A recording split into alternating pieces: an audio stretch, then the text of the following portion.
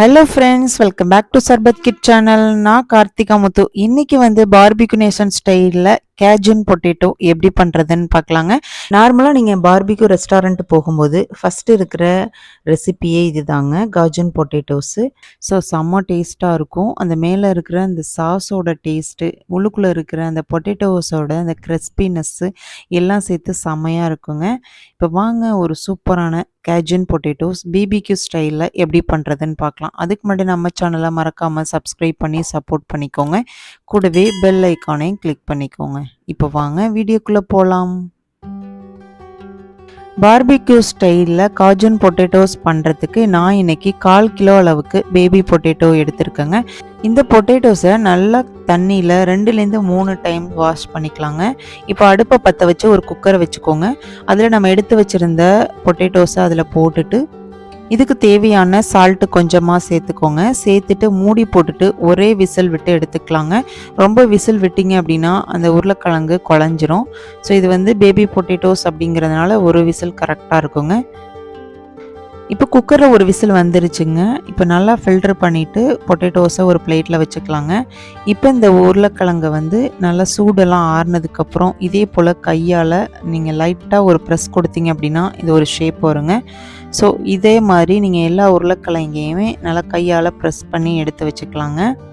ரொம்பவும் ப்ரெஸ் பண்ணக்கூடாது, ஸோ குழஞ்சிரும். இப்போ இந்த உருளைக்கிழங்கு மேல் கோட்டிங்க்கு ஒரு பேட்டர் ரெடி பண்ணணும்.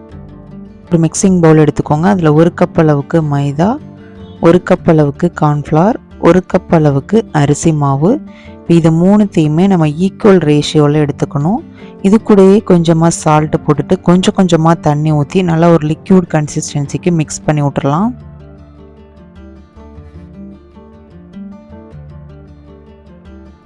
இப்போ நமக்கு அந்த உருளைக்கிழங்கை பொரிக்கிறதுக்கான ஒரு பேட்டர் சூப்பராக ரெடி ஆயிடுச்சுங்க. இப்போ இது ஒரு சைடு இருக்கட்டும். நெக்ஸ்ட்டு அந்த உருளைக்கிழங்கு ஃப்ரை பண்ணதுக்கப்புறம் நம்ம ஒரு சாஸ் ரெடி பண்ணணுங்க. இப்போ ஒரு மிக்சிங் பவுல் எடுத்துக்கோங்க. அதில் 3லேருந்து 4 டேபிள் ஸ்பூன் அளவுக்கு மயோனைஸ் எடுத்துக்கோங்க.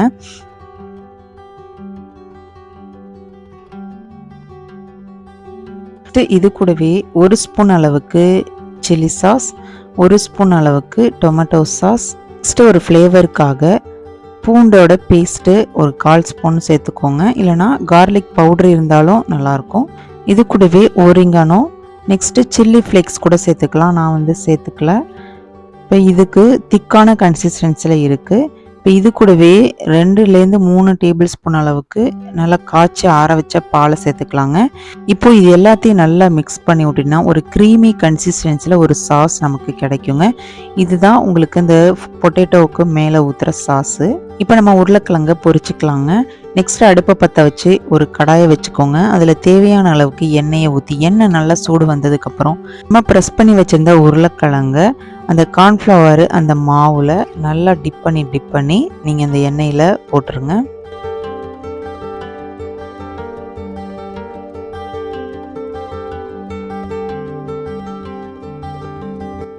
இப்போ ஓரளவுக்கு உருளைக்கிழங்கு எல்லாத்தையுமே எண்ணெயில் போட்டாச்சுங்க.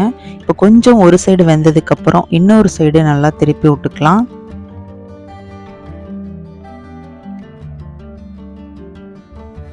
இப்போ நமக்கு உருளைக்கிழங்கு எல்லாமே நல்லா கோல்டன் கலரில் செம்மையாக ரெடி ஆகிட்டுங்க.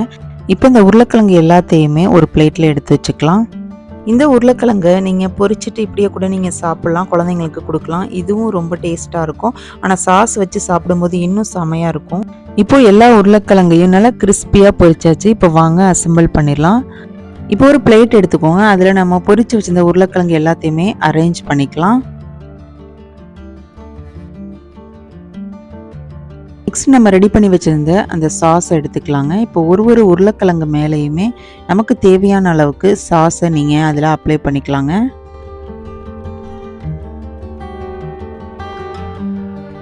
நெக்ஸ்ட்டு இது கூடவே சின்னதாக நறுக்குன ஆனியனை எல்லா உருளைக்கிழங்கு மேலேயும் வச்சுக்கலாங்க.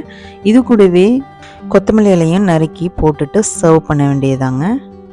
இன்னைக்கு அருமையான பார்பிக்யூ நேஷன் ஸ்டைலில் காஜன் பொட்டேட்டோஸ் செம்மையாக ரெடி ஆயிட்டுங்க. இந்த கிறிஸ்பியான பொட்டேட்டோ மேலே அந்த சாஸ் வச்சு சாப்பிடும்போது டேஸ்ட்டு வேறு லெவலில் இருக்குங்க. கண்டிப்பாக ஒரு டைம் நீங்கள் ட்ரை பண்ணுங்கள்.